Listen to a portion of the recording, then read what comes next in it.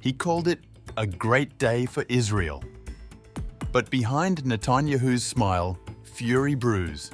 A ceasefire hailed as triumph, or a trap that could end his rule.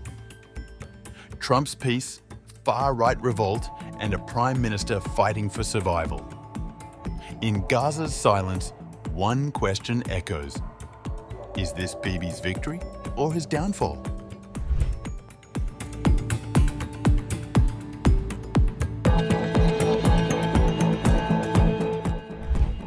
October 9th, a date Benjamin Netanyahu proclaimed as a great day for Israel. After nearly 2 years of relentless conflict, the Israeli Prime Minister called the US-brokered Gaza ceasefire and hostage release a triumph, both diplomatically and militarily. Yet, for all his celebration, many in Jerusalem quietly asked whether this might in fact mark the beginning of the end of his premiership. The deal, approved in the early hours of October 10th by Israel's full cabinet, paves the way for the release of nearly 2,000 Palestinian prisoners in exchange for all Israeli hostages still held in Gaza. Among those freed will be 250 individuals serving life sentences for terror-related offences, a price that many of Netanyahu's far-right allies have found impossible to accept. Israeli Finance Minister Bezalel Smotrich and National Security Minister Itamar Ben-Gvir, the twin pillars of Netanyahu's ultra-nationalist coalition, both voted against the deal. Yet, in a telling sign of political calculation, neither has resigned, at least not yet. A tremendous responsibility to ensure that this is not, God forbid, a deal of hostages in exchange for stopping the war, as Hamas thinks and boasts. Smotrich's fury was echoed by Ben-Gvir, who warned that his party, Otzma Yehudit, would bring down the government if Hamas was not dismantled after the hostages returned home.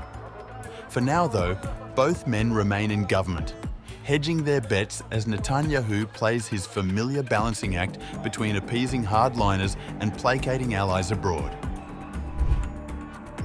If in future Hamas rule is not dismantled, Jewish power will dismantle the government.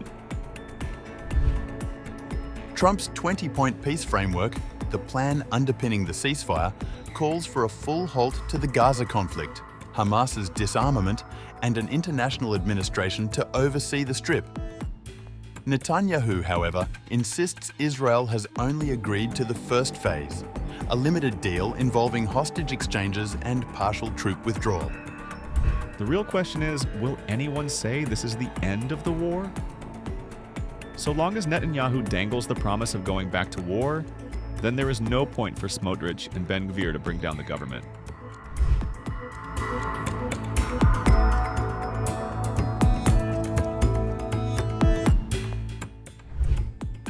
Experts say for Netanyahu, the Gaza ceasefire is not only about ending a war, it's about managing Donald Trump. The US president's patience with the conflict has worn thin. His administration's diplomatic machine has been pressing hard for a resolution that would stabilize the region and expand the Abraham Accords to include Saudi Arabia. Netanyahu, ever the survivor, has adapted.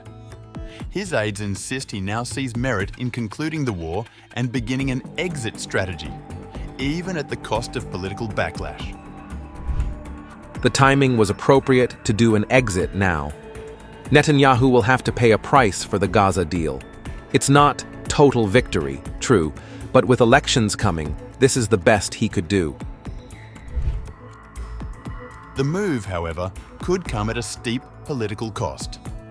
Smotrich and Ben-Gvir's parties control 13 seats in the Knesset, enough to bring down Netanyahu's government. Yet, their reluctance to bolt suggests they too fear an early election that could weaken their grip on the nationalist right. Opposition leader Yair Lapid, meanwhile, has seized the moment. Sensing Netanyahu's vulnerability, he has offered him what he calls a security net, political cover to survive if the far right walks out. The gesture is as pragmatic as it is strategic. Lapid wants to ensure Trump's peace initiative, which he supports, is not derailed by domestic chaos. At the same time, he knows that keeping Netanyahu afloat for now may ultimately hasten his downfall once new elections are called. Behind all of this looms Netanyahu's ongoing corruption trial.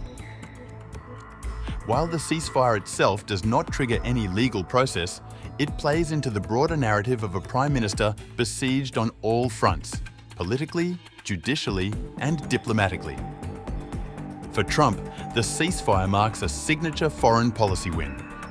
His push to demilitarize Gaza, integrate it under a Palestinian national framework, and secure Saudi-Israeli normalization is part of a wider vision to reshape the Middle East. Netanyahu's compliance, however reluctant, gives Trump a rare victory to trumpet in the United States and beyond. But for Netanyahu, Trump's embrace is both blessing and burden. His alignment with the US president buys him time and international goodwill, but it also deepens resentment among his far-right allies who see Trump's peace agenda as a betrayal of Zionist principles.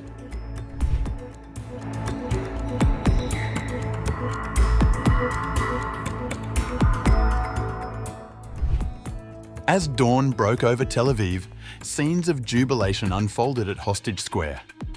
Families of the freed Israelis wept, sang, and thanked the one man many believe truly delivered them, Donald Trump. Noticeably absent from their statement was any mention of Netanyahu. For many Israelis, the ceasefire is not a victory for the Prime Minister, but a reminder of how deeply divided the nation has become under his leadership. The Gvura Forum, representing families of fallen soldiers, voiced this contradiction bluntly.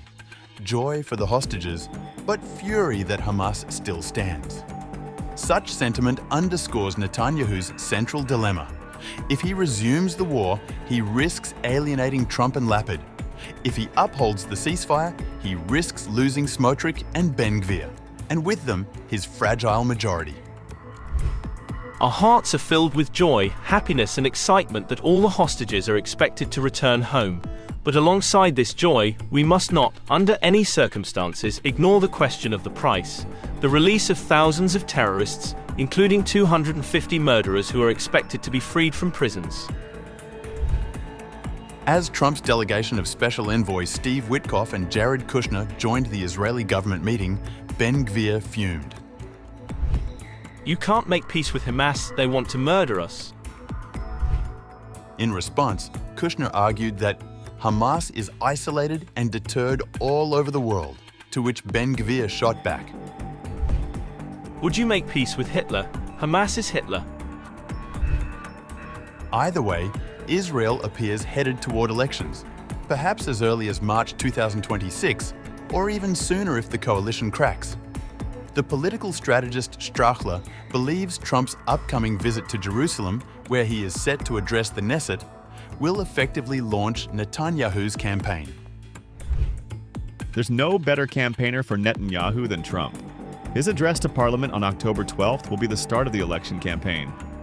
You need to use what you have. For now, Netanyahu remains defiant. His supporters see him as the indispensable statesman, the man who led Israel through 2 years of war, struck Iran, and preserved ties with Washington. His critics see a political survivor buying time, maneuvering between allies and adversaries in a desperate bid to stay in power. Whether the Gaza ceasefire becomes his political salvation or his downfall will depend on what follows. If peace holds and Trump's broader plan takes root, Netanyahu could yet claim statesmanship. If violence resumes, or if his coalition collapses, the great day he so proudly declared may instead be remembered as the moment Israel began preparing for life after Netanyahu.